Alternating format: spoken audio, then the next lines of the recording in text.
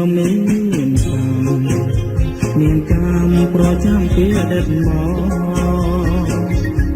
បានជាទុំសោជួបកម្មនិយមតែរឿងក្តីស្នេហាបងស្នេហ៍តែទីណាបងស្នេហ៍តែទីណានៅពេលបានឃើញដួងមេត្រាខ្លោចសារីមេ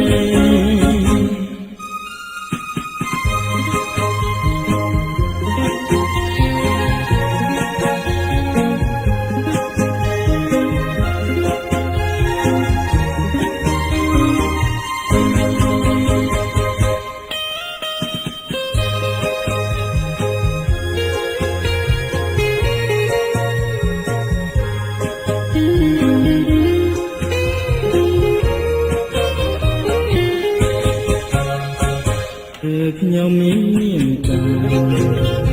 នកម្មប្រចាំពីអតីតមកបានជាទុំសោជួបកម្មនិយមតែរឿងក្តីស្នេហាបងស្នេហ៍តែទីណាបងស្នេហ៍តែទីណានៅពេលបងបានឃើញដួងមេត្រា